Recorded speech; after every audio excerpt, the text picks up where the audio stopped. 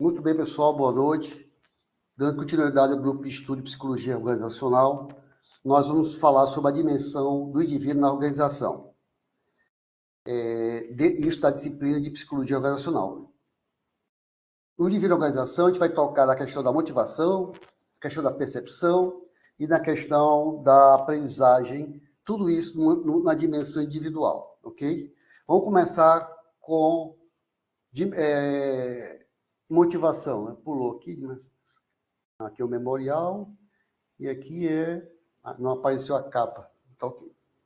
Motivação. Pessoal, motivação, vocês provavelmente devem estudar motivação em algumas disciplinas. A gente coloca aqui porque faz parte da ementa, a gente tem que colocar e falar. Mas eu vou dar mais uma visão mais psicológica, certo? Para a gente não ficar simplesmente numa questão bastante de gestão, né? Vamos falar do aspecto mais psicológico, da subjetividade da motivação. Muito bem. Então, motivação, ela é saber, a gente sabe, saber as razões das diferenças individuais que evidenciam as preferências e os interesses de cada pessoa. Então, as diferenças individuais, as pessoas são diferentes, cada pessoa tem uma singularidade. Então, cada pessoa vai ter também diferenças das suas preferências e os seus interesses, ok? Então, a motivação, ela vai considerar isso, tem que considerar isso. Então, aí surge aquela questão. O que é que faz uma pessoa, né, perder uma noite de sono lendo um livro que para outra pessoa é entediante, mas que para ela não é?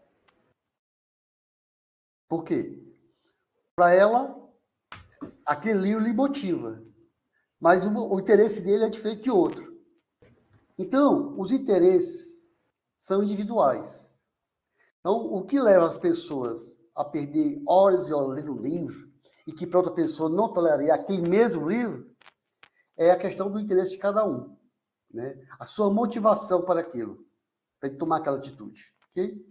Então, os psicólogos acreditam que grande parte das razões da diversidade, né, das condutas individuais decorra de um processo denominado motivação. Ter motivos, interesses para agir, para se movimentar, ok? Para se mobilizar. Okay? Movimentar já não é bem motivação. Que muita gente utiliza algumas ferramentas que movimenta, mas não motiva, né?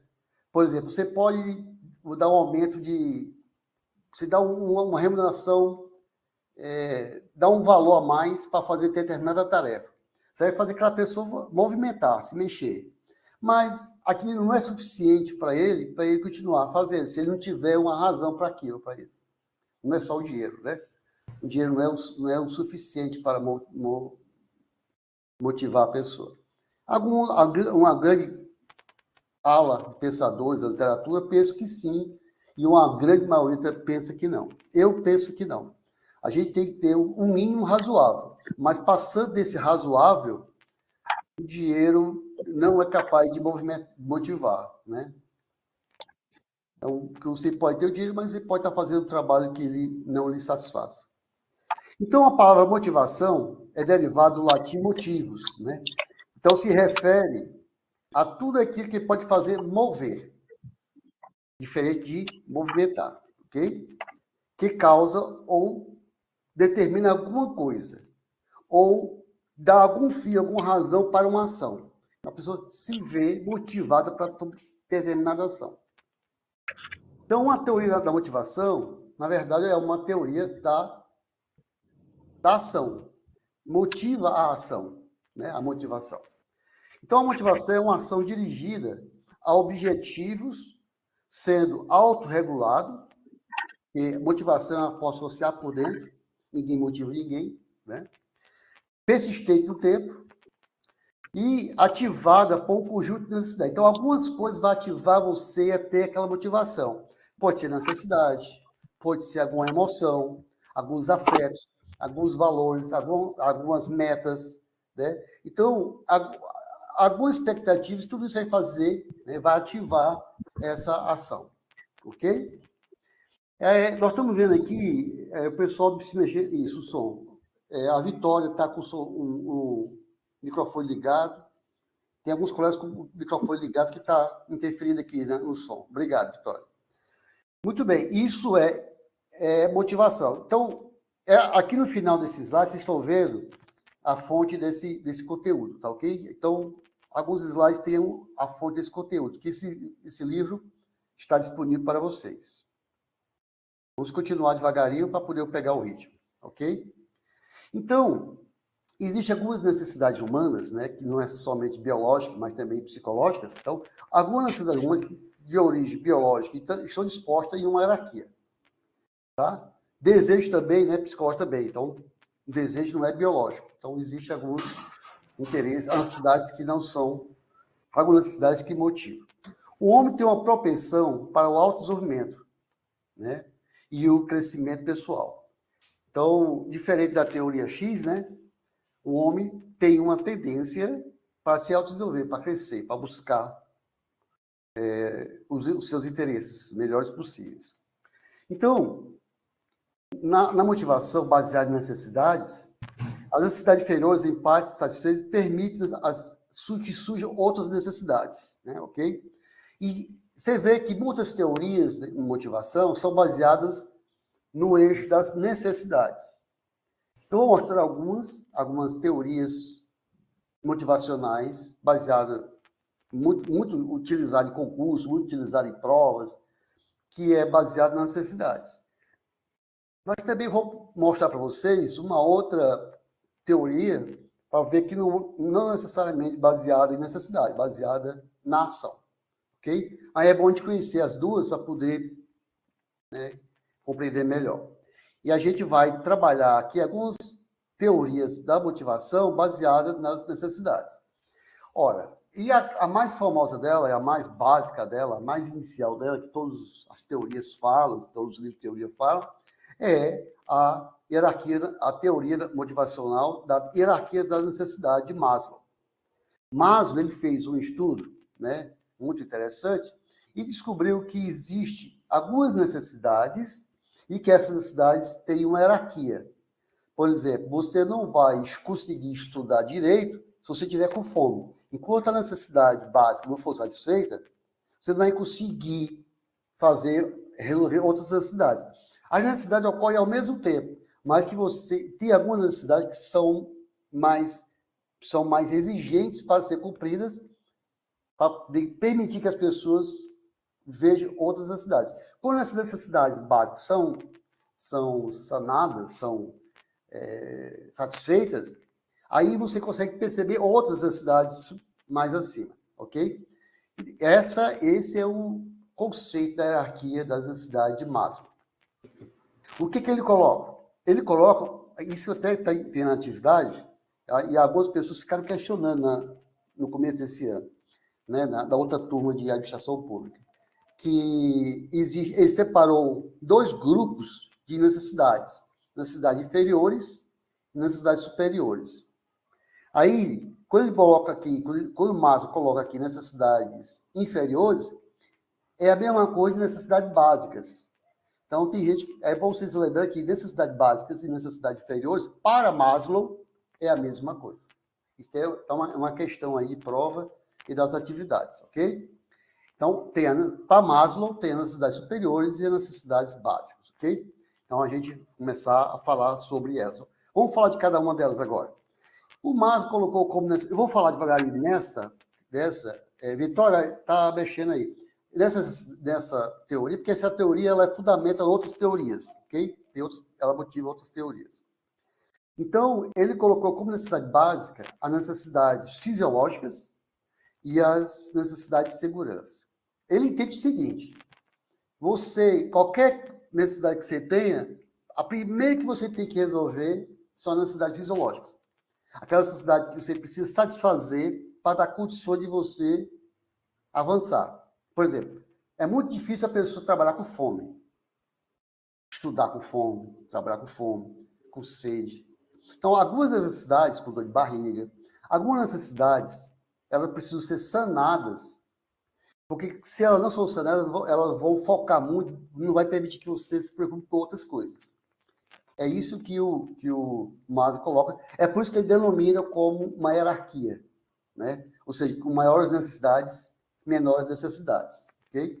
E algumas necessidades atrapalham as outras necessidades. Não é que ela não haja outras necessidades, é que ela predomina sobre as demais, desse aspecto. Então, né, a mais básica de todas é a necessidade fisiológica, né? Aquelas necessidades dispensáveis para a sobrevivência, né, do ser humano e da própria espécie, né? A outra necessidade que ele coloca, hierarquia de baixo para cima, né, coloca de inferior para baixo, que faz parte da necessidade básica, é a necessidade de segurança. Imagine vocês estão aqui trabalhando, estão estudando, e está havendo tiroteio, né, ao redor de vocês. Você tem uma escola no meio de uma favela violenta, né, que comanda uma facção. Como é que você vai conseguir estudar? Né? Como é que você vai fazer algumas coisas, algumas ações preocupado com a vida, né? Preocupado com os tiroteios? Então, a segurança e a cidade visual são fundamentais para você conseguir avançar nas suas, satisfazer outras necessidades mais importantes, mais internas, né? Então, a necessidade de segurança está vinculada à proteção contra perigos e ameaças externas. Então, tirando dessas 5 necessidades e coloca essas 2 como básica ou inferior. Aí, a pessoa, sanado isso aí, ele vai ter uma outra necessidade, que é a necessidade social. A necessidade que a pessoa tem, que precisa se relacionar com o outro, né? Que se faz a pessoa ser incluída, ser pertencente, ser aceita por outras pessoas, né? Fazer parte de um grupo, fazer parte de uma equipe. Então, as pessoas têm necessidade de ter esse vínculo social, que é muito importante. Uma outra necessidade que o Maslow coloca é a de estima, onde a pessoa procura por status, por reconhecimento, ser valorizado pelo outro, né? E a necessidade que ele coloca mais altiva é a necessidade de autorrealização. É aquela necessidade que você tem a condição máxima de crescimento pessoal, onde você procura se autoaperfeiçoar. Você é capaz de ter essa autonomia de buscar se aperfeiçoar. Você tem condições de conseguir produzir, né?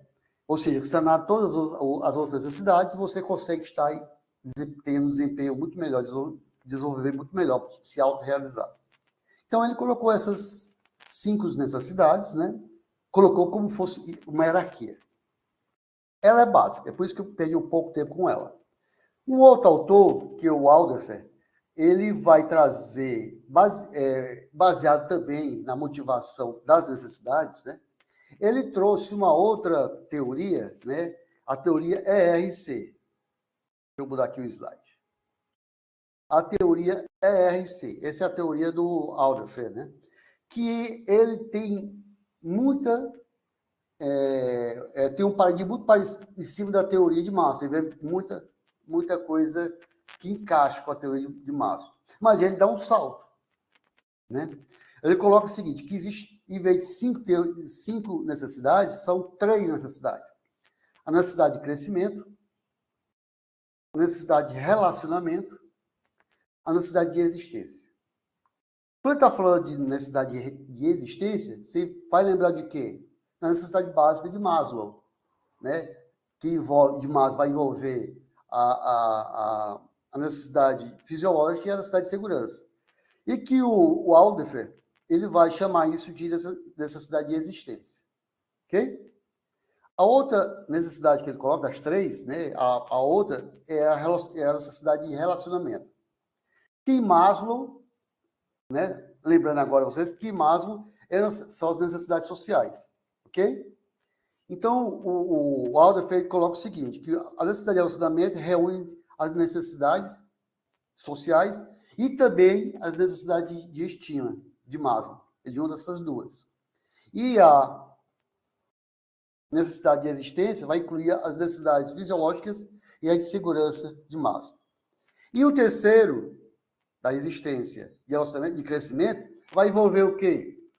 É equivalente à necessidade de autorrealização de Maslow. Então, Maslow tem cinco necessidades. Alder tem a necessidade ERC, de existência, de relacionamento e de crescimento. Ok? Só que ele, além de fazer essa mudança, ele diz o seguinte, ele faz algumas mudanças do paradigma do relação a Maslow. Ele fala o seguinte, que a motivação da conduta humana não obedeceria a apenas um sentido, como Maslow é, de baixo para cima, uma hierarquia. Alder não. Ele diz que você pode avançar, progredir e pode regredir, dependendo da condição. Ou seja, ele coloca em xeque aí, né? Ele coloca em xeque aí essa questão da hierarquia. Outra coisa que ele coloca em xeque na hierarquia é que ele diz que pode haver duas necessidades agindo ao mesmo tempo. Então, são duas situações em que coloca em xeque a hierarquia das necessidades. Que Alder, ele coloca que as necessidades ele pode variar. Ele pode progredir, você sanar essa necessidade para outras necessidades superiores, mas ele também pode, ao chegar lá, ele pode não se dar bem e voltar, né? Voltar para a necessidade anterior. E o fato também de que alguma necessidade ocorre ao mesmo tempo, né? Coloca em xeque essa questão da hierarquia. Uma outra teoria que eu vou trazer, ligado ao fundamento dele também das necessidades, é a teoria do McClelland, né? McClelland. Então, mudou? Mudou. Muito bem. Aqui mudou o slide. O que ele vai trazer? Ele deixa bem explícito na teoria dele, né? Bastante explícito, que ainda as necessidades são de origem biológica. Ele coloca, ele diz, mas que elas não são hierárquicas. Então, ele já coloca fundamentalmente que não são hierárquicas. Motivação sempre gera... Não. Motivação sempre gira em torno de necessidades. Diana, é exatamente isso que estou querendo colocar. Estou querendo colocar que muitas teorias motivacionais, elas colocaram como fundamento as necessidades. Mas, na verdade, não é. As teorias, há teorias que não é baseado nas necessidades. A gente vai colocar aí um exemplo de uma outra, né? De uma outra situação. Mas que é importante a gente falar dela, porque essas teorias motivacionais, elas são muito utilizadas em concurso público, elas são muito utilizadas em provas. Então, assim, quase todos os livros trazem ela como base, né? Então, eu tenho que falar dessa base. Mas eu vou aproveitar e vou colocar um outro modelo, né, de motivação, trazer da literatura outro modelo, ok? Isso, tem algumas variações. O que é isso aqui? Ixi, a minha mulher tá... Isso não é hora de ligar. Muito bem, vamos botar aqui. Houve uma ligação inesperada. Então, a teoria da necessidade de McClelland, ele já coloca um cheque aí, dizendo o seguinte, que não existe, né, uma hierarquia. Todas elas podem ocorrer ao mesmo tempo, ok? E ele coloca algumas necessidades, mas que essa necessidade tem um embasamento, né? Ou seja, vai ter um processo de socialização, né, que vai compor um perfil psicológico, que a partir deles vai ter a necessidade de realização, a necessidade de poder e a necessidade de afiliação. Você vai verificar que a necessidade de afiliação tem a ver com a questão das necessidades sociais, né, lá no processo de socialização, e a necessidade de realização está muito ligado à necessidade de autorrealização de Maslow. Então, todos eles trazem aí um fundamento, um basamento de Maslow. Então, o que é que esse teórico fala? Ele fala o seguinte, que a necessidade de realização, ele prepondera, né, prepondera, né, a pessoa evidencia automotivação, isso na de realização, que é a mesma de autorrealização de Maslow, né? Automotivação para a autorrealização e a busca de sua autonomia, assumindo, inclusive, desafios realísticos de trabalho e lutando pelo sucesso pessoal. Então, está muito ligado, né, à teoria a necessidade de autorrealização de Maslow. Começando a me cansar. A outra necessidade que ele traz é a necessidade de poder, né? Ela está desenvolvida, né? Quando ela está desenvolvida, a pessoa se sente motivada pelo desejo de influenciar, pelo desejo de reorientar, de mudar as atitudes e as condutas alheias. Então, ele tem isso vai pesar muito na teoria da liderança, né? Essa necessidade de poder. E também a questão das necessidades de afiliação, a pessoa centra nos relacionamentos interpessoais, né? Muitas vezes, em detrimento de seus próprios interesses, às vezes, né?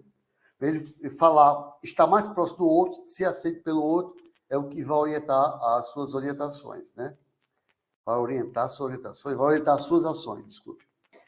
Um dos mestres da teoria de McClelland que foi destacar a importância do processo de socialização, né? Porque ele vai trazer nesse processo também a questão do papel da cultura nesse processo. Isso na relação nos processos de socialização, que vai recair na necessidade de realização, na necessidade de poder e na necessidade de afiliação. Então, ele vai verificar isso para compor, né, essa questão da socialização e da cultura, vai compor esse perfil psicológico, né, no ambiente de trabalho. Uma outra teoria, também muito utilizada em concurso, é a teoria X e Y, né, que é de McGregor. É uma teoria que McGregor começou com a teoria X, né?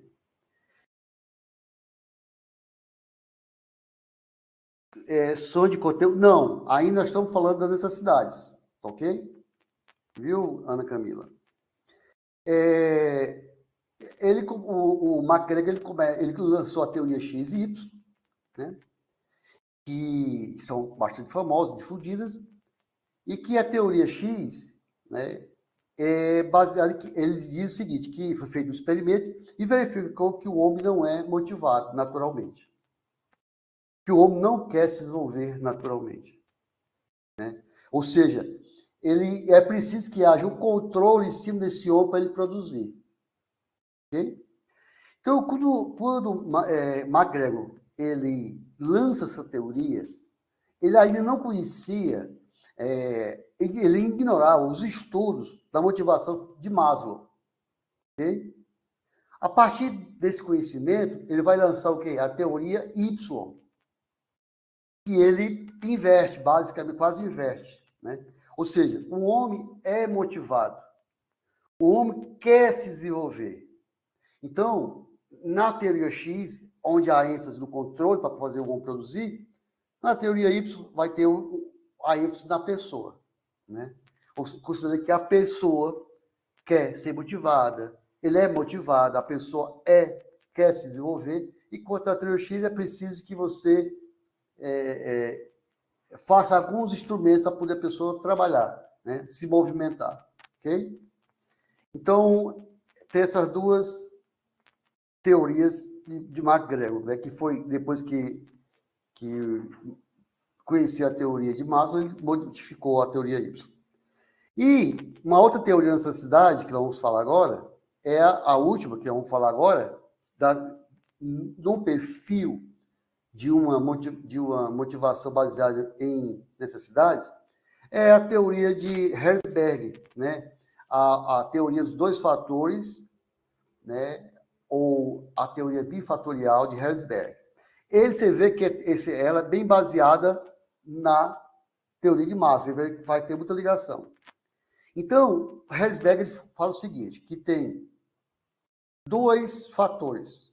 Há fatores de motivação e há fatores higiênicos. Ele diz que os fatores higiênicos, eles não motivam. Eles vão tirar a insatisfação.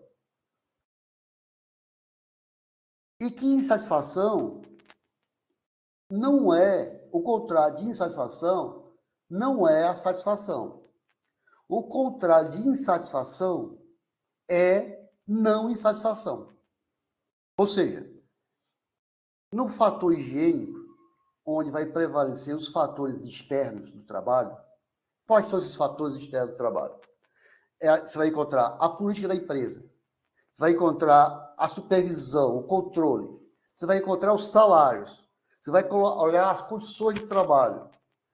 A questão dos relacionamentos. Todos esses fatores externos, quando eles estão com problemas, quando eles não estão sanados, então você vai ter insatisfação. Mas se você resolver essa insatisfação, não quer dizer que o trabalhador vai estar satisfeito. Ele vai estar não insatisfeito. Por quê? Porque os fatores higiênicos não são motivacionais. Eles são apenas higiênicos. Ou seja, ele tem as condições dignas de trabalho. Ele não vai mexer com a motivação, no aspecto interno.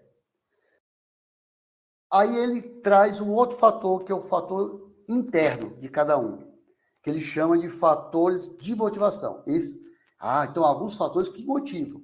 Alguns fatores que não me motivam e causam insatisfação.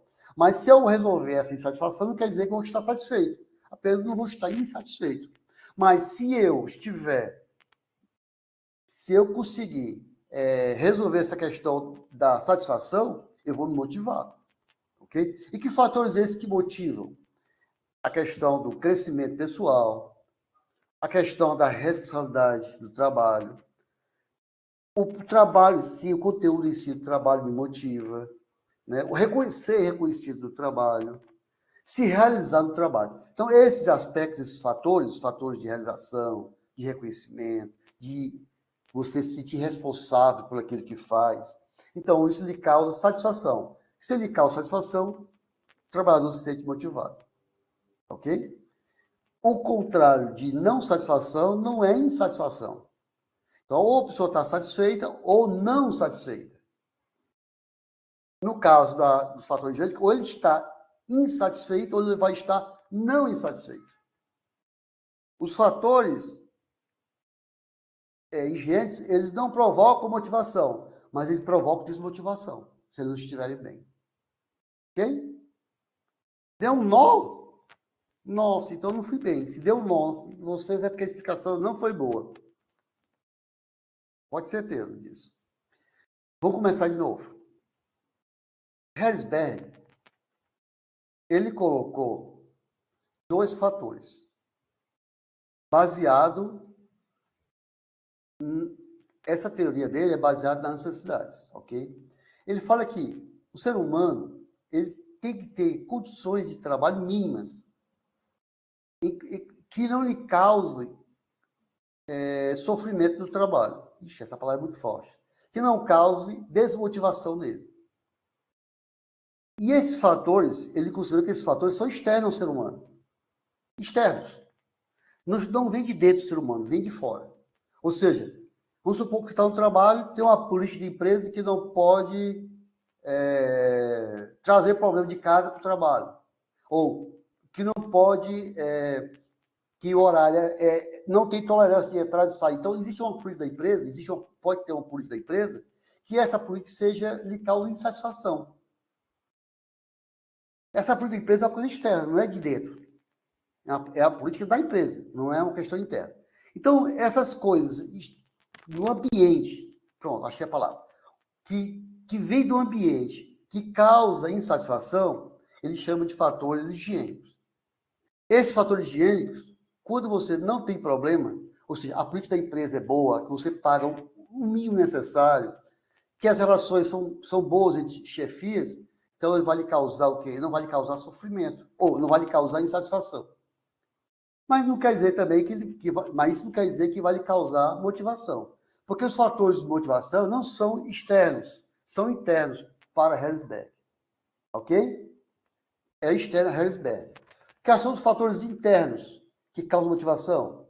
Ser reconhecido, se autorrealizar, ter autonomia, você se sentir responsável pelo que você faz. Entendeu? Então ele separa essas duas coisas. Que os fatores, alguns fatores internos causam motivação. Os fatores ambientes externos que desagradam você causam insatisfação. Ok? Muito bem. Aí vou agora mostrar aqui um pequeno resumo do que eu falei até agora. Muito bem. Aí você vê aí, nesse quadro, nesse slide, que eu faço uma comparação da teoria de Maslow com Herzberg, com Alderfer e com McClelland, ok? Então, você vê que existe uma relação. Então, eu coloquei mais ou menos na mesma altura um alinhamento, relação, por exemplo, necessidade de autorrealização, que Maslow chama de necessidades superiores, que Herzberg chama de fatores motivacionais, que Alderfer chama de fator do crescimento, que McClelland chama de necessidade de realização. Ok? Então, existe um alinhamento da teoria de Maslow, né, com as outras teorias. Isso nós falamos sobre isso. Vamos fazer uma análise crítica e vamos verificar, porque quando você tem uma teoria baseada na necessidade, você vê que ela fica limitada, não é mesmo? Então, assim, e aí, o que eu posso fazer para melhorar a motivação dos meus colaboradores? Nada. Baseado na teoria da necessidade?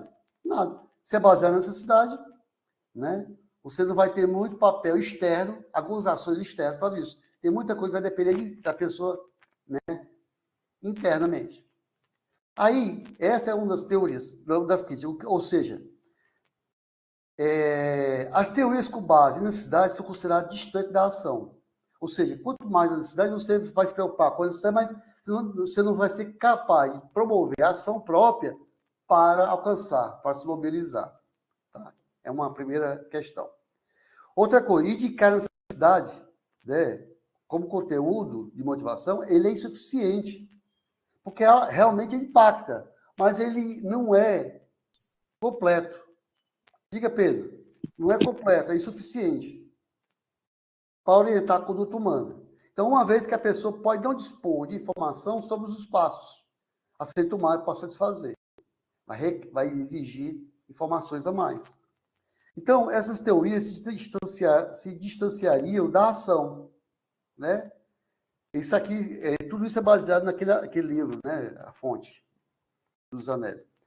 Então, essas teorias se distanciariam da ação, pois seus esforços se dirigem para identificar as carências e os desejos pessoais. E ficaria nisso. Ok? Então, atribuir a motivação à necessidade de origem biológica e psicológica é considerar que no âmbito interno, pouco passivo de modificação, né? De intervenção externa.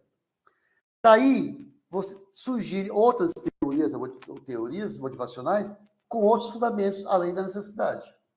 E a gente vai trazer aqui uma, para poder exemplificar melhor, a teoria da expectância de Vroom. Ok?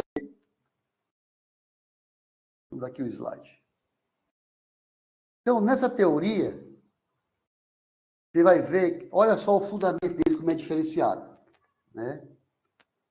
Ele é baseado em 3 conceitos cognitivos. Ele é baseado na valência, baseado na instrumentalidade e é baseado na expectância. Vamos explicar cada um, para avançar, ok? Então, a motivação, ela é levada a escolher, pode exigir algumas ações para você se mobilizar, ok? Então, existem algumas expectativas individuais e que você pode ter algumas expectativas e avaliar, né, subjetivamente, avaliar as consequências, né, dessas expectativas para que você possa crescer, se desenvolver dentro da organização, do trabalho, ok? E Vroom é uma das pessoas que, para a suposição de Vroom, é que as pessoas decidem sobre suas ações, de modo instrumental, de modo procurando maximizar seu prazer, maximizar seus ganhos e minimizar o seu desprazer e suas perdas, baseado nesses 3 fatores, de valência, instrumentalidade e expectância. O que seria a valência? A valência faz que a pessoa se sentir atraída ou não atraída por alguma coisa. Por exemplo, a pessoa pode se sentir atraída para receber uma promoção, para buscar uma promoção, para agir, ter uma ação para alcançar uma promoção. Então, o fato da valência é essa atração. Ele sente essa atração. Ou ele pode, o contrário também, né? Ele não ter atração para determinada coisa, para poder ele não ir enveredar para aquela caminho. Mas o que ele pode fazer na valência? Ele pode sentir atração por algo que vai atender às suas expectativas. Então, essa atração ou repulsão por os seus interesses ou as suas expectativas, ele chama de valência. Mas não basta você se sentir atraído. É preciso também que você tenha clareza do que você quer. Perceber qual é a ação que você vai empreender para obter aquele resultado esperado. Então, você precisa perceber qual é a melhor ação, ou seja, qual é o melhor instrumento. Aí entra o segundo conceito, que é o instrumento que é a instrumentalidade. Ou seja, qual é a ação que eu devo empreender para alcançar aquele resultado esperado. Então, quando eu tenho uma atração por determinada, buscar algum interesse meu, isso chama de valência.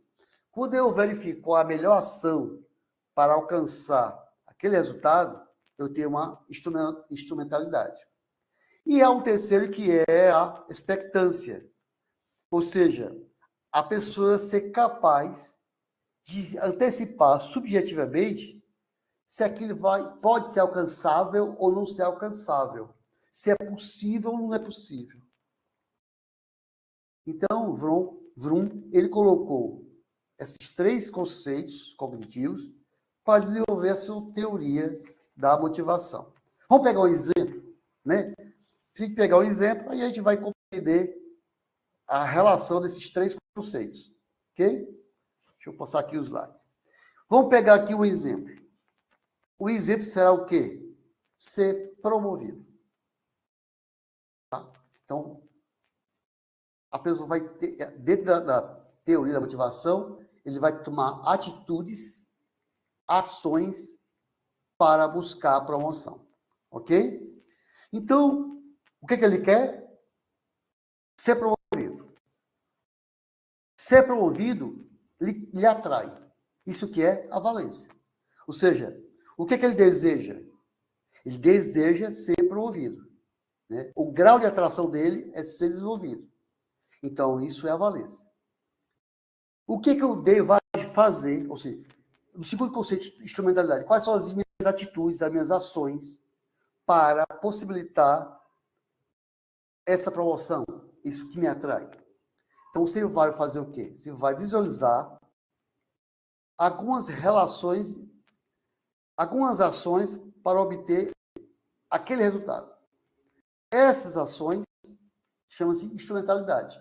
Vamos colocar aqui exemplo de ações. A pessoa está trabalhando, quer ser promovida, então eu resolvo o seguinte, eu vou aumentar, em vez de trabalhar 8 horas, vou trabalhar 10 horas.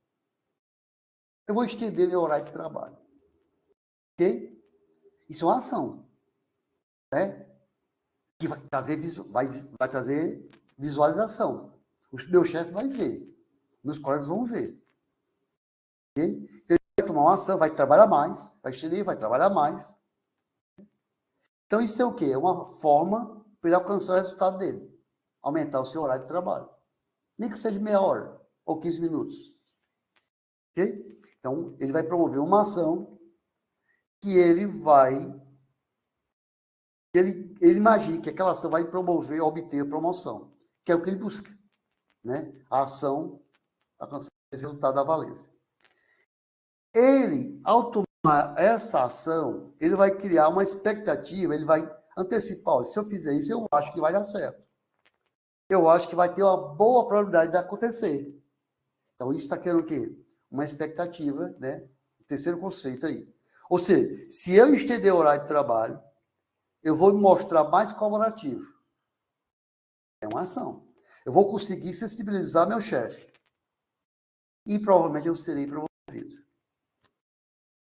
Vocês conseguem perceber aí, nessa teoria da expectância, baseada na ação, como ele é diferente da teoria motivacional baseada na necessidade?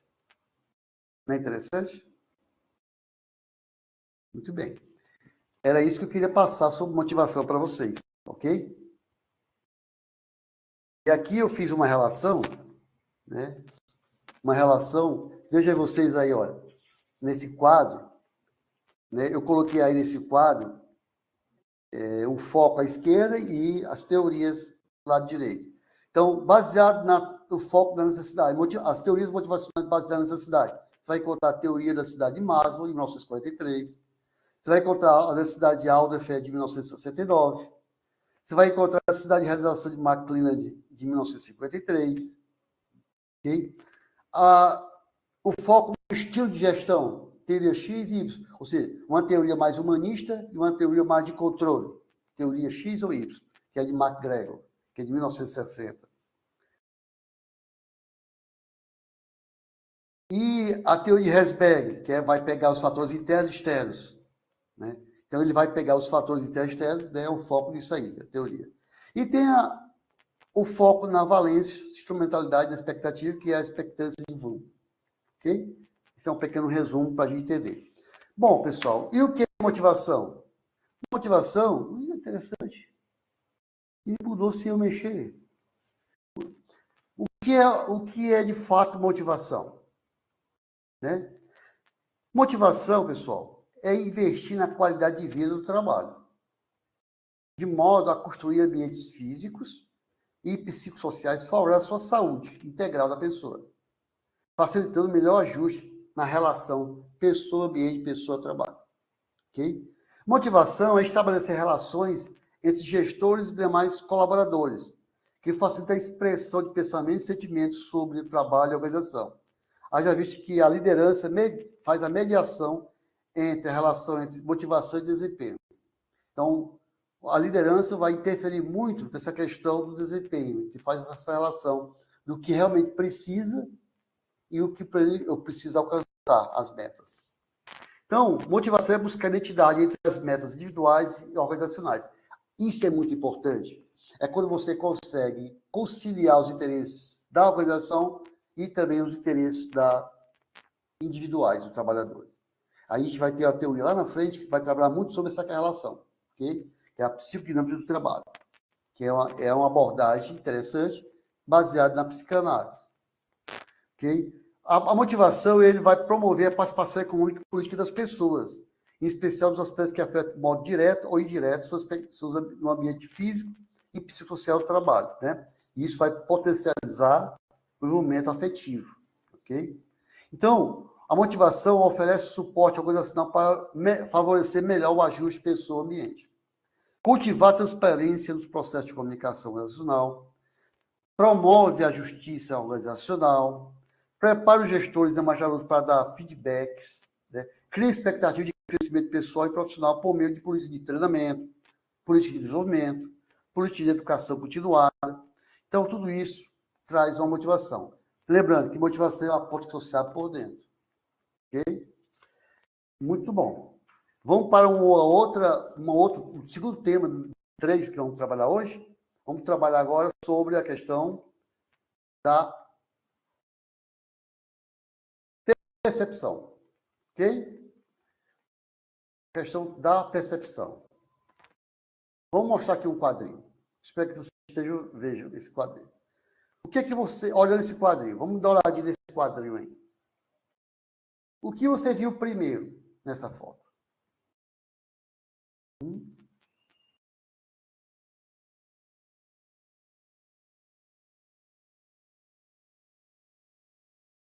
Pássaros. Elefante. Então, cada um, ó, você vê que pessoas vê uma coisa, vê outra, vê elefante, vê uma natureza, né? Alguns estão vendo a natureza, outros estão vendo a formação dessa natureza, um elefante. Isso que é? Percepção. Essa percepção tem a ver sobre a pessoa, não sobre o que ela está vendo. O que você tem que entender isso? Isso é importante. Importante para vocês, para todos nós, né, no caso, para vocês entenderem que Percepção não é ver o que está fora. É ver o que você já sabe. Então, o que nós estamos vendo aqui, o que nós estamos vendo? Nós estamos vendo aqui um ambiente de natureza, ó, plantas com duas ocas e pássaros. Pássaros. Você pode ver isso. Né? Caiu agora que viu o elefante.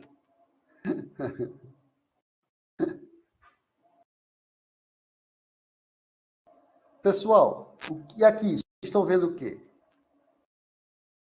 Então, isso aqui são figuras reversíveis, tá ok? Ambíguas, né? Mostram ambiguidade. É igual a outra, ok? Você vê aí, né? Você vê cálice, você vê rosto, você vê uma pessoa. Então, eu estou querendo dizer o que para vocês, pessoal?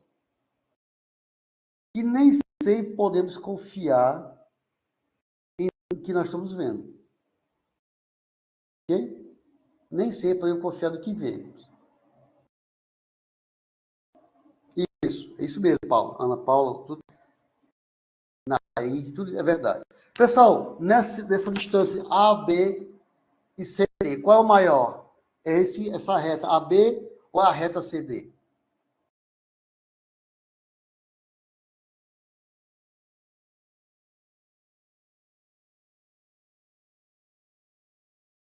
Essa reta aí de A até B é maior do que CD ou CD é maior? AB é maior. A Ana Paula diz que a AB é maior, o Gabriel também é maior. Muito bem. A Daniela também é AB, parece que o Adelino acha que pode ser o CD, mas são iguais. Ok, pessoal? AB tem o mesmo tamanho de CD. Ok? São iguais. Quem faz isso? É percepção. Quem foi que viu o rosto ou o cálice? É a percepção. Quem foi que viu o elefante e viu a natureza? É a percepção. As pessoas não veem a mesma coisa. É isso que vocês entendam. É fundamental que entendam isso. Ok? Nós temos aí essa bola central aqui. E temos aqui uma bola central. Qual é a maior? Essa bola aqui do meio ou essa bola aqui? Qual é a maior bola?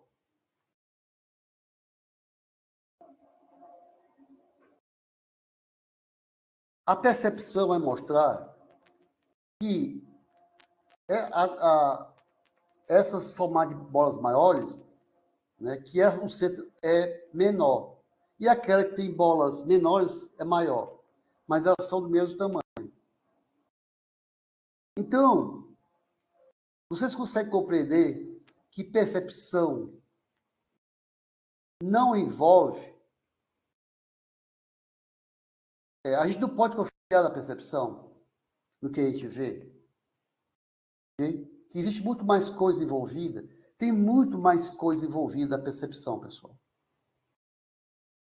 Eu vou falar pouca coisa sobre percepção, mas eu queria que vocês entendessem isso para o dia a dia de vocês, para quem é casado, que tem relacionamento, que tem, não só casado, que tem relacionamentos, quem tem filho no trabalho. Pessoal, percepção vai interferir na motivação. Percepção vai interferir na aprendizagem. Percepção vai interferir no comportamento. Okay? É por isso que vocês compreendam a importância da percepção. Okay? Então, o comportamento das pessoas é influenciado pela sua percepção. Por quê?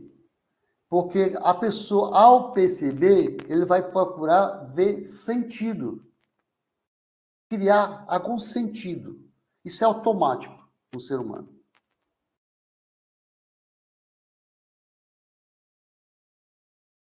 Percepção, segundo Robbins, está aí no slide, né? É o processo pelo qual os indivíduos organizam e interpretam suas impressões sensoriais a fim de dar sentido ao seu ambiente. Você vê que percepção é um processo. Ele vai vai organizar e vai criar uma interpretação baseada nas impressões sensoriais e você vai criar algum sentido para aquilo.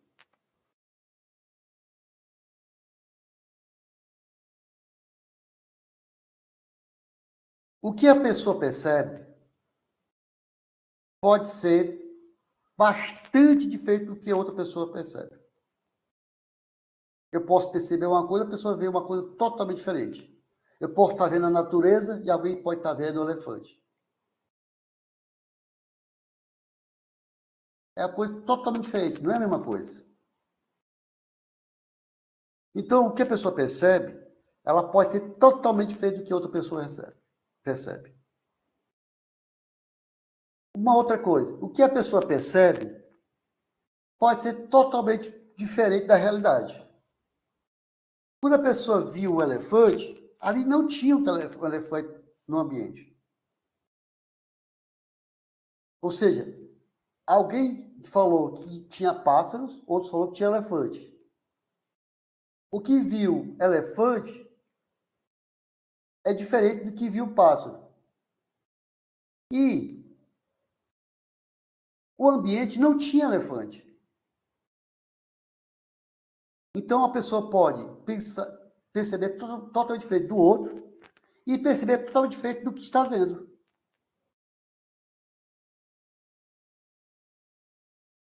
Ok, Eric. Erli. É muito interessante esse tema da percepção. Ou seja, eu estou querendo dizer o quê? Que vocês tenham cuidado. O que a pessoa percebe nunca é a cópia do que você está vendo. Você só vai ver aquilo que você já sabe. O que você não sabe, você não vê. Por quê? Porque a percepção ela é influenciada por inúmeros fatores. Isso seria uma aula maravilhosa falar só de percepção.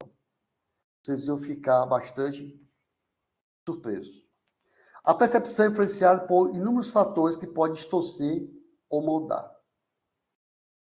Lembre-se que uma coisa vocês têm que aprender. Jamais acreditar no que vocês veem, nos sentidos. Se você pegar um copo d'água e colocar um bastão de vidro, vocês vão ver, olhando no copo, que aquele bastão fica torto. Mas que, na realidade, se tira o bastão, ele não está torto. Ou seja, a realidade está mostrando uma coisa que não existe. Aliás, a sua percepção está mostrando uma coisa que não existe. Você não pode confiar na percepção. Se vocês olharem agora para o céu, vocês vão ver o que no céu, supondo que não tenha luz na cidade. Vocês vão ver o que no céu? Alguém sabe dizer o que vocês vão ver no céu? Agora à noite, nesse momento, se não tiver as luzes da Terra?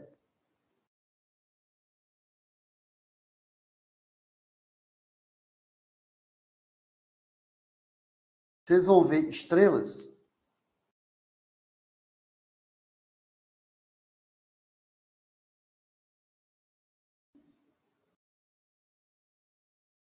Vocês acham que vão ver estrelas no céu?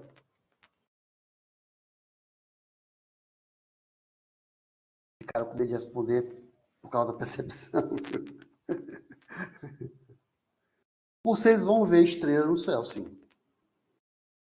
Então, vocês vão ver isso. Vocês vão ver isso aí, a Lua, tudo isso. Só que vocês estão vendo é uma percepção, não existe. O que vocês estão vendo não existe.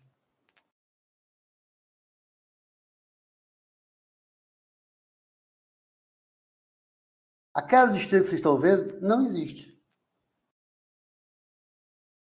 Aquela lua que vocês estão vendo não existe.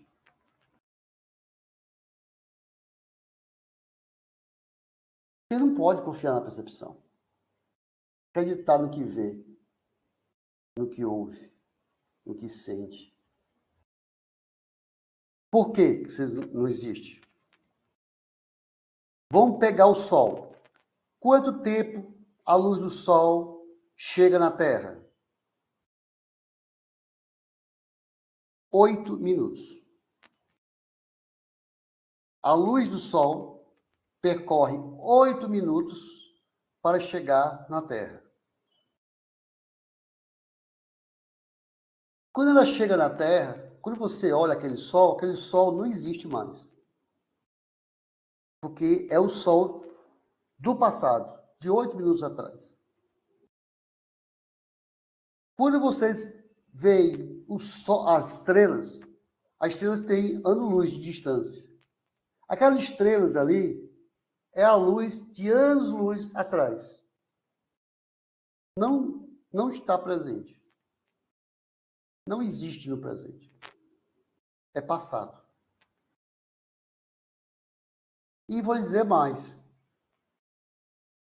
Existe estrela que aparece ali que ele não existe, que já morreu, já explodiu, mas que a luz ainda está chegando por conta do tempo, ano-luz.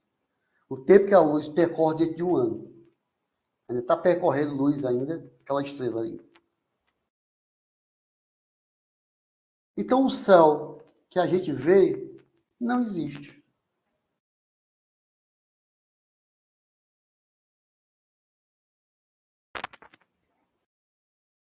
Mas a gente está vendo. Só quero que vocês compreendam por que não existe. Não existe porque aquilo é luz do passado. O céu é o retrato do passado. Não é do presente. Não é o agora. Ok? Eu posso lhe dar... Que deprimida. É interessante, Ana Camila, que você vai ver, você olha uma estrela, quando você vai aprofundar aquela estrela, você vai ver que são 3 ou 4 estrelas juntas. Sabe assim, é interessante demais, sabe? Muita gente não sabe. Então, o que eu quero trazer isso é mostrar essa questão da percepção, ok, pessoal? Questão da percepção. Eu vou trazer 2 pesquisas aqui para mostrar para vocês como é essa questão aí, ok? Então, a percepção está muito a ver com a questão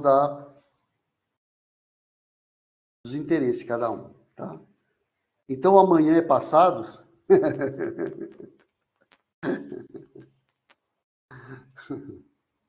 Pessoal, tem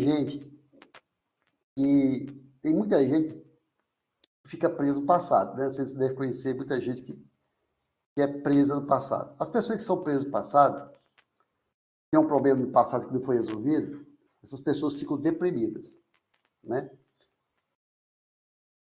E algumas pessoas que têm um problema, preocupação com o futuro, né, que é algo que já se preocupa com algo que não aconteceu e talvez nem possa acontecer, né, são as pessoas ansiosas, né?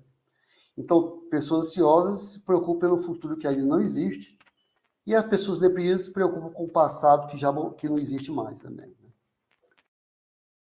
Então, é preciso que a gente entenda que o passado não existe e nem o futuro existe.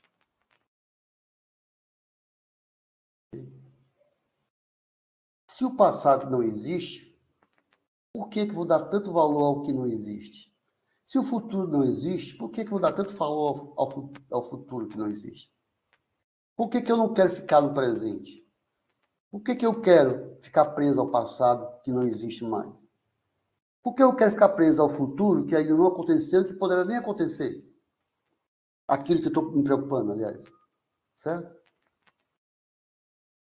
Então, muita gente hoje em dia, muitos deprimidos e muitos ansiosos, não estão no presente, não estão vivendo o dia a dia, não estão vivendo o agora. Né? Estão vivendo um tempo que não existe ainda. Bom, deixa eu avançar. Estou ficando empolgado e estou medo do horário de vocês. Bom, cada pessoa... Onde é que eu estou aqui? Passei o slide não, né? Cada pessoa irá interpretar, está percebendo. E a percepção que a pessoa vai utilizar sempre vai procurar dar sentido, criar sentido para ela. Não necessariamente tem a ver com a realidade, ok? Então a pessoa vai ter algumas coisas vai influenciar na percepção, as atitudes que a pessoa vai ter habituado a responder às situações, motivações a agir diante de necessidades insatisfeitas, interesses, focar a atenção nos seus interesses, experiência, habitar a atenção ao conhecido. Quando você, vamos supor que cada um, a Anaí, a Marielle, a Ana Camila está andando, né? O Arnaldo está andando, aí vão ver uma pessoa, ok? Enquanto que uma pessoa distante, mais distante. Aí o que a pessoa vai ver primeiro? O que a pessoa vê, o que a natureza humana, o que a natureza humana vai fazer você olhar primeiro? A natureza humana, pessoal, vai fazer olhar o todo. Ele não vai olhar primeiro para os olhos, olhar para o nariz. A natureza humana, a percepção humana vai olhar primeiramente o todo. Okay? Depois que ele vê o todo, é que ele vai para as partes. Então, quando você encontra uma pessoa, você vai ver a pessoa como um todo. Depois, por que você vai olhar o todo? Porque você quer buscar o que você já conhece. Essa é a tendência do ser humano. A pessoa vai perceber primeiro o que ele já conhece. Ou procurar reconhecer se aquilo ele conhece ou não. Ok? Então ele não vai, ele vai ver, primeiro vai reconhecer se aquilo ele conhece, ele já viu antes. Depois ele vai olhar os detalhes. Por que ele precisa conhecer? Ele vai perceber o que ele conhece. Então, se ele já conhece o ser humano, que tem braços, tudo isso. Aí ele vai diferenciar um ser humano de outro através da diferença as particularidades. A primeira ele olha o todo. Então é um ser humano, é uma pessoa, não é um animal, não é um cachorro. Então, primeira coisa, ele vai olhar o todo. Depois ele vai pegar as partes. Ok? Porque o ser humano ele busca o que ele já conhece. Ele busca o conhecido. Ele busca o todo. Para poder dar sentido a ele, encontrar sentido naquilo. Ah, aquilo é um ser humano. Ah, aquele ser humano ali é o fulano de tal. Entendeu? Então ele vai olhar o todo, procurar o conhecido. Ali é uma pessoa. Depois ele começa já verificou com uma pessoa, ele vai olhar, agora que eu percebi, é o fulano de tal. Ele não viu o fulano de tal, ele viu a primeira pessoa. Ele vê primeiro o todo. Ele vai ver, ele vai buscar sempre na percepção, vai sempre procurar o que ele já sabe, que já conhece. Ok? Lembrando, ninguém vê a mesma coisa da realidade. E ninguém vê a realidade exatamente como a realidade é. Lembre-se disso. Ok? Vamos pegar aqui um exemplo do estudo de caso. Duas escolas. Vamos lá, duas escolas. Uma escola A, uma escola B. E pega o grupo de cada escola. Então, da escola A, pegou um grupo A. Da escola B, pegou o grupo B. O que fizeram? Eles filmaram o jogo que ocorreu entre o grupo A com o grupo B. Então, houve um jogo, uma partida, né? E eles filmaram essa partida da escola A contra a escola B, onde tinha as pessoas que jogavam. E eles pegaram um grupo de pessoas de A e de B para assistir esse jogo. Ele pegou um grupo do A para assistir, outro grupo B para assistir o mesmo jogo. E pediram uma coisa para eles. Olha, pessoal, vou passar aqui um filme. Eu quero que você assista esse filme, uma partida de futebol, entre a escola A contra a escola B. Eu quero que vocês, alunos da escola A, verifiquem esse filme e analise, né? E procure identificar se existem faltas no futebol, no jogo. Quando você identificar as faltas, verifique se essas faltas são leves ou são fortes. Ok? Cada um faz isso? Beleza. Aí mostrou o filme, cada um assistiu. O cara pegou o mesmo filme e foi para o outro time. Pegou um grupo daquela escola, outra escola, e disse a mesma coisa. Então, as duas escolas que jogaram a parte de futebol, um grupo de cada escola foi ver o filme desse jogo, e pediu para que analisasse se há faltas e que essas faltas, qual é se há a falta leve ou flagrante. O que aconteceu é que cada aluno, cada grupo, percebeu que houve mais falta do grupo adversário do que deles. E que as faltas do grupo adversário eram graves.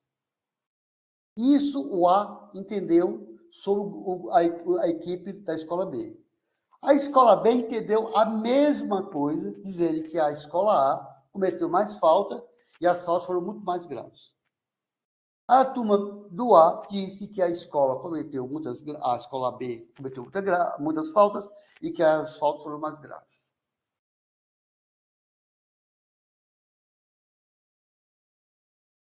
Ou seja, a percepção dá ênfase aos aspectos da realidade que estão de acordo com os nossos valores, com nossas crenças, com aquilo que a gente quer, com nossos interesses. Okay? Então, aquilo que não é verdade, eu vou utilizar como uma verdade. E aquilo que não é verdade, que eu utilizo como uma verdade, que hoje chamo de fake news, por que as fake news são aceitas? Porque interessa para aquele grupo aquelas não verdades.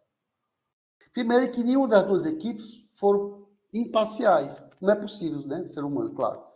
Ou seja, cada um viu problemas nos outros. Mais nos outros do que em si. Vamos pegar aqui um outro exemplo. Esse exemplo aqui é mais trabalhoso. Não sei se vai ajudar muito. É o estudo de caso 2. Ok? Na década... Eu vou resumir. É melhor porque eu prefiro resumir do que vai levar menos tempo. E eu ganho tempo também, ok? Um estudo feito pelo russo, chamado Luria, ele pegou novelos de cores de uma mesma fazenda, e foi para uma fazenda da Rússia, e separou de um lado os agricultores, separou de um lado os administradores da fazenda. Ok? E apresentou para cada grupo, o grupo dos administradores e o grupo dos agricultores, 27 novelos de lã. E cada um de cores, né? Com categorias de cores. Os administradores, eles conseguiram ver naqueles 27 novelos, eles conseguiram encontrar uma loja, ele que separou aqueles 7 grupos diferentes de cores. Okay? 7 grupos diferentes de cores. E depois desses 7 cores diferentes, ele separou por categorias, que deu aumento de 5 cores. Ele conseguiu fazer isso. O que aconteceu com os agricultores? Eles acharam aquilo muito difícil. Eles não conseguiam diferenciar as 5 cores. Não conseguiam diferenciar as 5 cores. Logo, ele não conseguiu fazer a classificação dos novelos por cores. Então, eles não conseguiam categorizar isso aí. E por quê? Porque, o que o estudo concluiu? Embora todos os sujeitos vissem as mesmas cores, os mesmos novelos, eles viam de maneira diferente. Ou seja, o que tinha na realidade, que era para ser igual a ambos, cada um via de acordo com seus conhecimentos. Cada um procurava, viu aquilo que ele tinham conhecimento. Aqueles que não tinham conhecimento sobre aquilo tinham dificuldade para fazer aquilo. Então, a percepção tem a ver com o quê, pessoal? Tem a ver eu e a gente automaticamente procurar fazer sentido as coisas. Não tem a ver com o que existe real, ok? Com o real. Então, o administrador precisa estar ciente da importância da percepção, como também da importância da motivação. Então, ele tem que estar ciente de que a forma de perceber, a forma de pensar, de agir e sentir os valores são compartilhados na organização. E essa forma de perceber, de envolver, vai formar um conjunto, uma cultura, a cultura própria daquela organização, que é diferente de outra cultura de outra organização. E toda mudança na organização deve considerar essas percepções. Então, a percepção é muito importante para o dia a dia, para o trabalho. O administrador tem que perceber isso. Tende a ser mais, Thales, tende a ser mais... sim, deixa eu ver aqui. Então, amanhã passa, o Thales. Por isso, fake news é tão atrativo, se for o que nós queremos ouvir. Claro, se você não tem interesse pelo Neymar e chegar uma fake news falando mal de Neymar, você vai dizer que é a verdade. E você vai repercutir aquela informação. Entendeu? Então, a fake news, a mentira, ela faz parte do dia a dia da gente e tem a ver com o sentido que a gente está procurando da vida. Ok? Aí, Thales, tem que ser mais atrativo quando temos conhecimento prévio, interesse ou motivação pelo fato. Acontecimento ou situação. Isso. Então, a gente tem uma tendência de aceitar. Viu a história dos dois times? Nenhum dos dois estavam certos. E ambos procuraram sentido de acordo com seus interesses. Então, aquela mentira de que o outro time causou mais falta, tudo isso, fazia mais sentido para eles.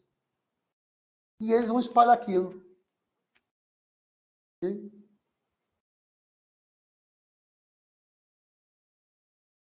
E, por último, a gente vai falar agora sobre aprendizagem organizacional. Vamos dar aqui uma pausa de 10 minutos?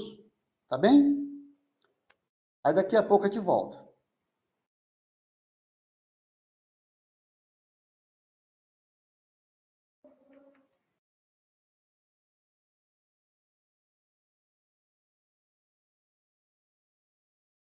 Se você dizer pausar, sim. Pronto, voltamos para a sala de aula. Vocês estão vendo essa foto?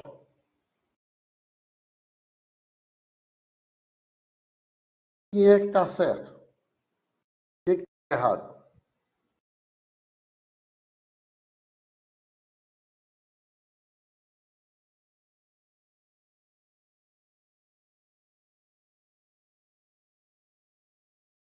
Como é que vocês se veem diante do espelho? Ou seja, como vocês se percebem? Você se vê diante do espelho é uma percepção. Ok? É uma percepção. Eu não sei se eu devia falar sobre isso aqui, isso aqui pode causar, vai trazer várias outras teorias a respeito dessa foto. Pessoal, quando você olha no espelho, você está vendo uma imagem, você vai perceber uma imagem. A imagem do seu corpo. Ok?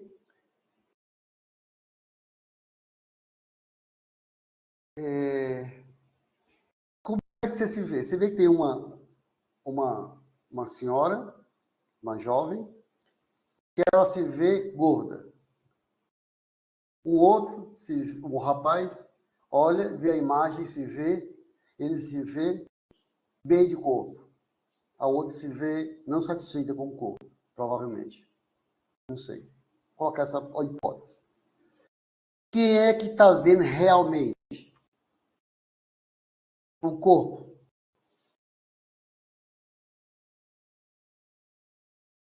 Os dois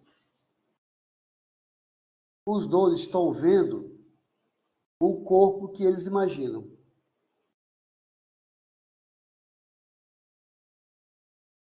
E o corpo que eles imaginam, que eu imagino no meu corpo, cada um, o Kerli, o Gabriel, a Mary Ellen, o corpo que cada um de vocês, o meu, de vocês veem, o corpo que vocês veem de vocês, é um corpo da imaginação. Nenhum de vocês vê o corpo como o corpo realmente é.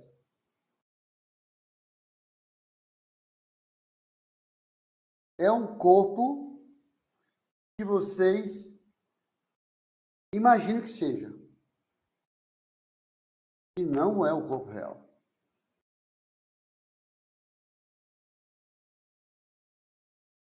Não sei se vocês vão compreender isso. O corpo, pessoal, que nós... Eu podia falar de muita coisa, mas assim, vamos falar do corpo. O corpo é uma criação que cada um faz de si. Sabe que eu falo que percepção não é uma foto da realidade?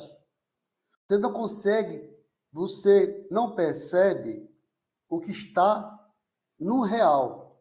O que você percebe é o que você sabe, o que lhe faz sentido. E procura sentido. Então, o que cada um está vendo é a verdade de cada um. Se o rapaz, a moça está vendo a imagem, se o rapaz vê a mesma imagem da moça, da moça, cada um vai ver uma imagem diferente. E as imagens que ela vê, que ele vê, não tem nada a ver com a imagem real do corpo.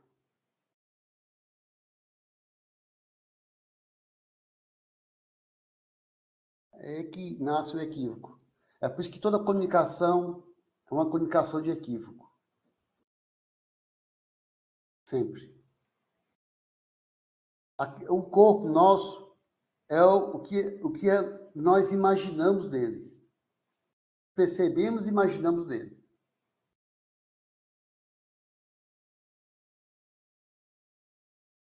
E até mostrar aqui uma coisa, mas não sei se me dá pão.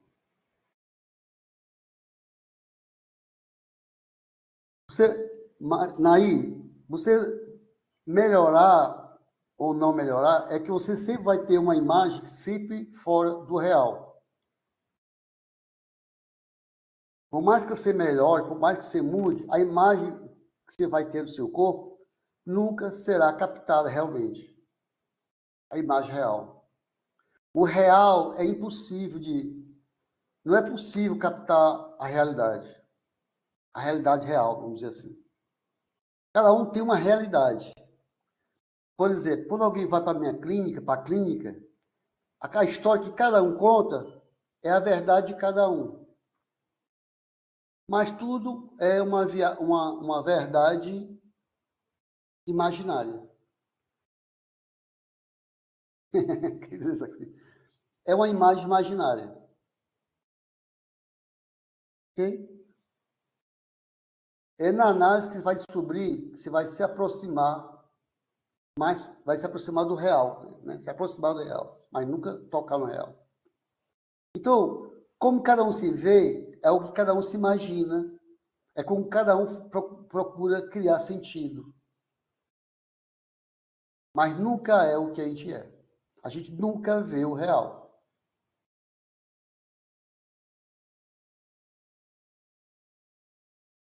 Lembre-se, todo o corpo da gente é um corpo imaginário. A priori.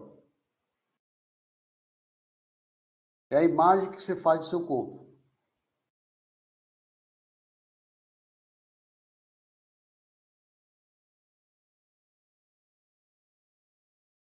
Já ouvi cheirinho, então ouvi. Mas não. O real é intolerável. É difícil. Não é qualquer um que aceita a verdade. Muita gente fantasia. Os psicóticos alucinam. As alucinações deles são uma maneira de viver o real. Muitas pessoas têm fantasias. Não é fantasia sexual, quando falando fantasia, tudo aquilo que ele não suporta, ele cria uma possibilidade de tolerar aquilo. Aquilo é uma fantasia.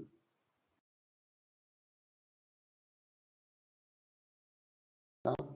É uma coisa natural do corpo humano, da mente humana. Okay? Não é possível acessar o real. Não é possível. Muito menos perceber. Okay? Só para vocês entenderem que a gente faz muito julgamento em cima de algo que não tem base.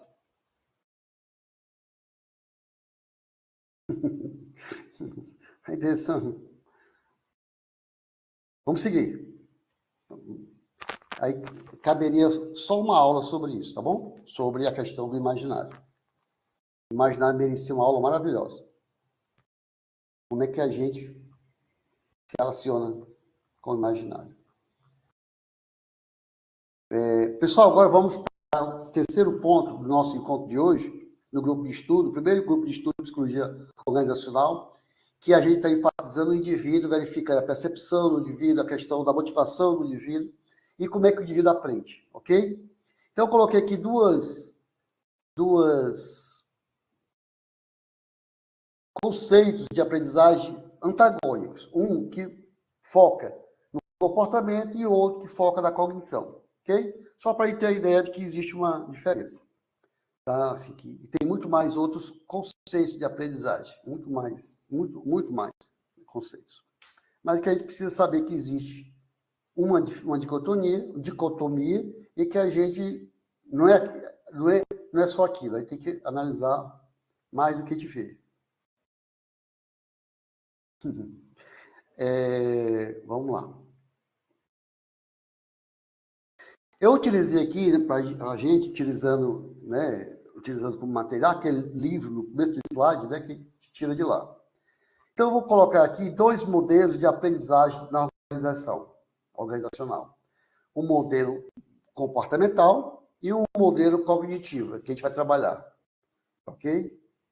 Eu acho que ele pulou aqui a mais. Deixa eu ver. Não, o que houve?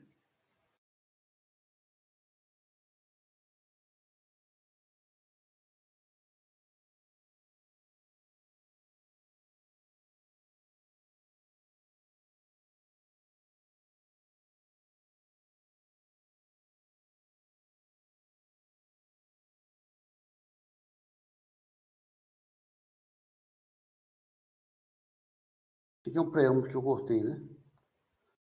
Ok. Bom, vamos falar de dois conceitos, a teoria comportamental e a teoria cognitiva, ok? Muito bem.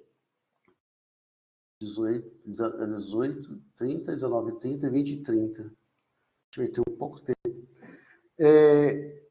No modelo da teoria comportamental, né, o foco dessa teoria é o comportamento.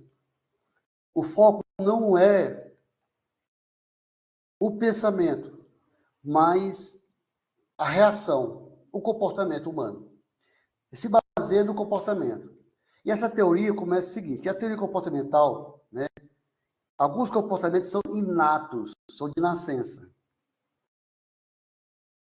E de nascença, vou colocar assim. Uma pessoa que trabalha muito com essa teoria, que é a Skinner, contribui que a aprendizagem é fruto de condicionamento, ok? Condicionamento de reforço. Então, você quer alguma coisa, você premia ou você castiga para poder permanecer com aquele comportamento ou tirar aquele comportamento. Então, é condicionado, você condiciona o comportamento através de um reforço, ok? O reforço é um estímulo que vai ser positivo ou negativo. Vai fortalecer e enfraquecer aquele determinado comportamento. Então, você vê muito isso no trabalho, vê muito isso nas escolas. Muitas escolas que que estimula as pessoas a estudar, a decorar. Aquele que mais decora é premiado, aquele que menos decora é reprovado. Você vê no trabalho muita gente que trabalha muito, esforça muito, né? O que a empresa quer que você faça, ele vai lhe dar um elogio, ou se você errar, ele vai lhe castigar. Então, é um modelo que vai trabalhar em cima das reações do comportamento, né? E que nós temos uma cultura maior de reprovar, né, de castigar, né, de punir. Uma cultura que nós temos no trabalho. Ok? O Skinner fala que todo comportamento dessa teoria, esse modelo, não, ele é influenciado. Você pode modificar esse comportamento, ok? Você pode modificar esse comportamento. Vai utilizar algumas maneiras, ok? E ele fala que esse comportamento é sempre observado, ok? Ele é um comportamento sempre observado. Ele sempre ocorre de forma mecânica e automática através de estímulos e respostas. Você elogia, ou você castiga, você dá nota alta, você dá parabéns, você dá para o filho uma viagem, se ele passar, ele tira a mesada se ele não passar. Né? Então, nós temos muito presente no dia a dia a aplicação desse modelo, né, do comportamental. A gente vê muito isso no dia a dia. Daqui o slide. O outro modelo é o modelo cognitivo, ok? E quando eu falo do modelo cognitivo, eu vou trazer um caba bom, o Vygotsky, né? Vou trazer o Vygotsky para poder me apresentar melhor para vocês esse modelo cognitivo. Ele é diferente. Ele é um modelo que não é baseado no comportamento. Porque um modelo baseado no comportamento é um modelo que você desconsidera o pensamento. Você coloca um estímulo e vai ter uma resposta. Não importa como o ser humano reage, funciona dentro daquele estímulo disso. Não importa. Importa o seguinte: tem um estímulo e tem um comportamento. O ser humano é uma caixa preta. No modelo cognitivo é totalmente diferente. O que importa é o processo, o pensar. E ele, no caso de Vygotsky, né, ele vai trazer que a aprendizagem não é possível sem o outro. Eu podia falar de outros autores, grandes filósofos, Spinoza, Hegel. Então, quase inúmeros pensadores, filósofos, dizem que a aprendizagem vem do outro, da relação do outro com o outro. Então, nesse modelo cognitivo, a cognição é o ato ou processo de conhecer que envolve o quê? Atenção, percepção, memória, raciocínio. Então, ele tem tudo aquilo que a outra teoria não considera no ser humano. Só considera o comportamento, a reação. E o que ele quer é produzir comportamentos, né?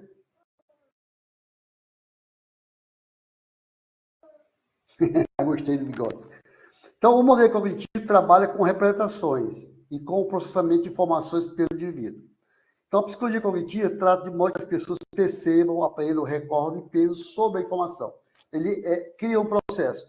E esse processo é feito, no caso de Vygotsky, né? Eu podia falar de Piaget, podia falar de Vallon, qualquer um dos três tem um pensamento muito, muito semelhante. Então, Vygotsky, da teoria histórico-cultural, ele enfatiza o social, que é fundamental para a aquisição do conhecimento. Ok? O social, porque ele proporciona o convívio, né? Você vê isso na escola. Veja o que a pandemia fez com as escolas. Causou um prejuízo danado. Né? Tirou essa possibilidade social. Seja pelo fazer junto, uma atividade que eu estou lendo aqui algumas coisas no chat, engraçado. Seja pelo fazer junto uma atividade, Ou seja, o social é importante não só pelo convívio, né? A questão de fazer junto, na forma que o professor transmite conhecimentos aos alunos, e também pelo trabalho do colega mais experiente. Não só o professor que influencia, mas os colegas, o mais experiente, né? Então, é um jogo que envolve todo um processo. Então, a aprendizagem ocorre na família, na escola, na organização, torna a dimensão social. São primeiro sociais, depois nós nos individualizamos.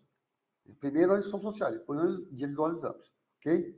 Ou seja, na teoria comportamental, a aprendizagem, em regra, é na escola, no treinamento do trabalho, tudo isso. O convívio social já traz todas essas possibilidades da produção do conhecimento, né? Então, no modelo cognitivo, o sujeito é ativo, enquanto que no modelo comportamental ele é passivo, né? Então, no modelo cognitivo, e principalmente no modelo de Vygotsky, o russo Vygotsky, né? Ele é o sujeito da aprendizagem, é um sujeito ativo. Ele age sobre o meio, né? Não existe uma natureza humana, existe o quê? Uma essência humana, né? Não é só uma natureza, uma essência humana. Existe o quê? Um sujeito que é social em essência, na verdade, misturando tudo. Então, não podemos ser separados ou compreendidos sem... O eu é formado pelo outro, na relação com o outro. Quem é o Francisco Domingues? O Francisco Domingues, ele tem um conceito dele a partir dos outros. Quem é a Aldívia? O conceito, a Aldívia, a identidade dela vem da sua relação com os outros. Quem é a Ana Camila? A Ana Camila, a identidade dela vem da relação com os outros. O que os outros dizem, o que os outros falam, o que os outros elogiam, o que os outros criticam. Olha só assim, nós somos o outro. Nós nos formamos a partir do outro. Ok? Nossa relação com os outros e com o meu. Isso. Então, na ausência do outro não se constrói homem. Então, o Vygotsky rejeitava o quê? Essas teorias comportamentais, né? As teorias inatas, né? Que o ser humano tem na questão do inatismo, né? Que não nasce com aquele conhecimento já, né? A formação se dá numa relação dialética entre o sujeito e a sociedade. O homem modifica o ambiente e ao homem modificar o ambiente modifica o homem, né? Nessa relação, ok? Isso nós estamos vendo que você vai encontrar isso nas teorias. Você vai colocar tem a escola de Piaget, a escola de Vygotsky, a escola de Vallon. Então, são escolas que trabalham com esse conceito, esse modelo cognitivo, né? Trabalham através dessa relação. E há outras escolas que o professor passa o conteúdo e o aluno decora o conteúdo para passar na matéria, tudo isso. Aí cada um escolhe o seu modelo. Eu não pude deixar de falar aqui também como é que isso ocorre na organização, ok? Como é que a gente poderia trabalhar a aprendizagem? Você vê que tem uma escola piagetiana, você consegue compreender, trabalha com esse modelo. E no trabalho, né? Então, no meu doutorado, eu peguei um pedaço do doutorado, trabalhei essa questão da aprendizagem, né? Apliquei isso no órgão público, né? Em uma administração pública. O que foi que eu utilizei? E aqui eu estou trazendo para vocês para ter uma ideia. Como é que se trabalha a aprendizagem dentro do trabalho, né? Na organização. Aprendizagem organizacional, por isso que chamamos aprendizagem organizacional, que a gente vai nos interessar agora. Eu utilizei, é um modelo muito mais comum utilizado, é o modelo da criação, a espiral de criação do conhecimento de Nonaka e Talkesh, ok? Então, esse modelo é chamado espiral, essa criação do conhecimento, através de uma espiral, onde você não tem um conhecimento que você gira, mas que volta para o meu lugar. Não, ele sempre vai um conhecimento que gira, dá um salto qualitativo e vai girando, tipo uma espiral, ok? Isso a gente coloca muito, a questão do tácito e do explícito. Isso mesmo. Esse faz parte da teoria do Nonaka e do Takeshi. Então, isso trata da espiral da criação do conhecimento.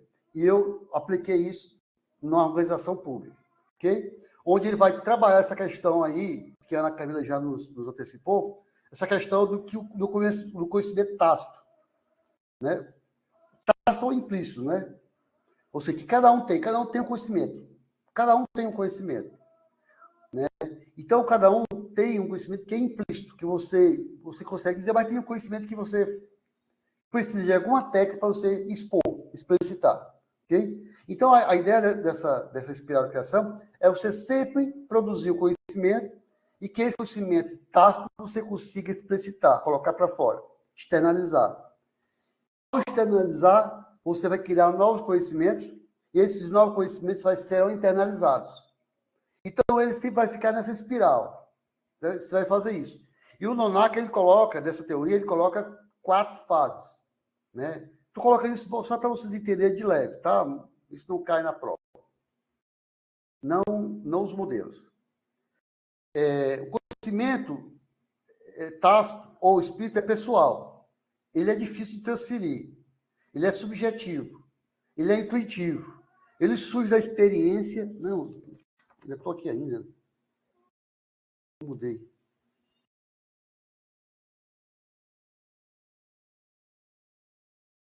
Nossa, eu não passei, falei, não passei os slides. Então, surge da experiência, do dia a dia de cada um. Então, ou seja, cada um tem um know-how, uma expertise, né? Então, é preciso que você tenha essa dimensão cognitiva, que você precisa interagir com a realidade, que você até nesse modelo, você vai fazer que esse conhecimento tácito ou implícito, você vai explicitar, colocar disponível para o outro, ok? Então, o conhecimento implícito pode derivar de resultado de processo de análise de informação, de insights, né? de inovações, de alguma coisa, alguma criatividade. Então, esse conhecimento espírito pode ser formalizado. Explícito pode ser formalizado. Estou falando agora do explícito. Ele pode ser formalizado, sistematizado e comunicável. Então, quando você consegue pegar o tácito em explícito, e explícito você consegue fazer que ele seja formalizado, sistematizado, e que ele possa ser comunicável, então você vai criar o quê? Um processo de tácito para explícito, e explícito, o que você aprende explicitamente, vai criar também um conteúdo tácito, que você vai ficando sempre girando, e aí você vai ter as técnicas para fazer isso, ok? Então, ele passa para o menos. Então, o que essa teoria faz? Ele surge na interação entre conhecimento tácito e conhecimento explícito, ok? Ele faz essa relação, a interação através de uma espiral. E ele passa por 4 fases, ok? Tem a fase de socialização. O que é a fase de socialização? Onde você vai compartilhar o compartilhamento do conhecimento tácito. Ou seja, você vai socializar esse conhecimento tácito. Ou seja, que consiste na criação das condições de interação direta entre os indivíduos no trabalho, no setor. Eu fiz isso dentro de uma área contábil financeira, no Tribunal Federal. Então, eu fiz um trabalho de equipe, reuni o grupo, né? E procurei fazer uma socialização em pequenos grupos, um grande grupo contábil financeiro, em pequenos grupos, para que que houvesse condições para que houvesse essa interação direta, né? Para compartilhar esse conhecimento que cada um tem, que o outro não conhece, que através de que você vai dando motivação para isso, você vai promovendo, dando confiança para isso, né? Condições emocionais para isso. Então, esse processo de que você tem o conhecimento tácito, se relacionando com os outros indivíduos, né? Você vai compartilhando isso, então você está socializando esse conhecimento. Ao socializar esse conhecimento, vamos para o segundo momento, que é o da externalização. Então, você vai externalizar esse conhecimento, esses conhecimentos novos, esses conceitos que surgiram nessa interação, dessas condições emocionais possíveis, de forma dando confiança para cada um, interagindo. Então, você vai fazer o quê? Vai procurar esse outro processo de externalizar isso. consiste na criação de conceitos explícitos. Você vai utilizar de maneira explícita para provocar o diálogo, para provocar a reflexão coletiva, a partir desses conhecimentos mentais tácitos que ocorreram, né? Tudo isso. Então, você vai começar a fazer comparações, analogias, você vai articular o que estava... Tudo isso aí você vai fazer essa articulação, ou seja, aquele conhecimento que você permitiu a socialização e depois você vai externalizar esse conhecimento tácito. Quando você externaliza esse conhecimento tácito, que é tácito, torna explícito, você vai combinar esse conhecimento, esse novo conhecimento tácito, com o que já está explicitado, que todo mundo já conhece, que já está formalizado. Então, vai ver o que? O terceiro momento, que é a combinação. Você vai combinar o conhecimento recém-criado, né, que ficou explícito, com o que já existia explícito. Você vai combinar isso. Você pode fazer isso o quê? Juntando os conhecimentos das sessões de cada um, ou entre as coordenadorias, ou entre as diretorias. Você consegue fazer essas combinações e você vai formalizar isso, ok? Quando você provoca, na socialização, coloca o tácito explícito, e esse explícito, você formaliza esse explícito com o que já está explícito formalizado, você vai formar um novo conceito, dali você vai permitir novos pensamentos. Você vai internalizar novos conhecimentos a partir dali. Então eu fazia isso, agora descobri isso, agora eu posso juntar isso aqui e fazer tal coisa. Então está criando novos conhecimentos tácitos. E esse novo conhecimento tácito passa novamente, ou seja, houve um salto aí. Então vai passar por socialização, externalização, combinação, internalização. Então você se internaliza com novo conhecimento, então você criou o conhecimento tácito, você, através de procedimentos, socializa, e ao socializar você vai trazer alguns conhecimentos tácitos, através de metáfora, de analogia, tudo isso, você vai conseguir explicitar isso, e você vai fazer o que? Vai externalizar isso, e você vai formalizar isso. E você vai combinar esse conhecimento que você novo com aquilo que já existia, para poder criar, para ver se eles são compatíveis, se agregou novos conhecimentos, né? E esse ciclo, ele é um círculo que você sempre está agregando um salto qualitativo. Sempre do tácito para o explícito, e o explícito vai formar novos tácitos. E assim você vai sempre dando salto qualitativo. É por isso que é uma espiral. Sempre existe um salto, né? Uma evolução. O professor Laércio está falando, o conhecimento tácito é muito importante, pois é aquele conhecimento que é transmitido na troca de ideias, nas experiências positivas ou negativas, por meio de relatos. Você pode utilizar metáforas, pode utilizar analogias, pode utilizar, né, vários processos para isso, várias técnicas para isso. E essa troca de informações que reflete o processo de aprendizagem. É o conhecimento que não está nos livros, mas no nosso conhecimento. E que a organização, a organização vai pegar essas informações, esse conhecimento tácito, e ele vai levar isso para inovar, para criar, para produzir, né, novos produtos e serviços. Esse é o processo de criação de conhecimento, essa é a espiral de conhecimento baseada na teoria de Nonak e Talkesh. Então, assim, isso aí foi que eu apliquei no tribunal, né, produziu alguns saltos qualitativos, né, criamos novos produtos, inovamos alguns serviços. Foi interessante. É mais ou menos assim que funciona, utilizando, né, essa questão da aprendizagem organizacional. Essa é uma possibilidade. Tem outras técnicas para isso. Tá ok? Queria aqui mais uma coisa? Só, né? Queria que a gente terminou aqui. Sim, eu falei e não passei o slide. Aí está aqui o modelo que eu peguei da espiral, né? Que você vê que tem aí a questão de uma espiral rodando, sempre dando um salto qualitativo, né? Sempre dando um salto qualitativo. Então, passando pelo processo de socialização, externalização, combinação, internalização. Depois, internalizou, socializando, dando esse giro, né? Através do diálogo, através do conhecimento. Nós formalizamos, né? Criamos procedimentos, instruções de trabalho, criamos manual, através daquilo. Então, antigamente, cada um lá no Tribunal Federal, cada um tinha uma caixa preta, né? Cada um tinha uma maneira de fazer diferente do outro.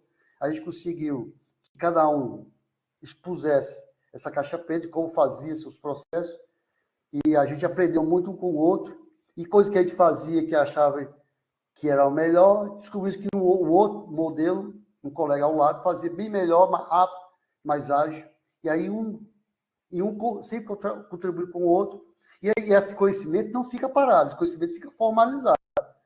Por exemplo, uma pessoa que chegou nova naquele setor, naquela coordenadoria, naquela diretoria, ela chega, como é que ela vai aprender? Ela pode pegar aquele material formalizado, né, aquelas instruções de trabalho, que está sempre sendo alterado, modificado, sempre havendo melhorias, né, melhoria contínua.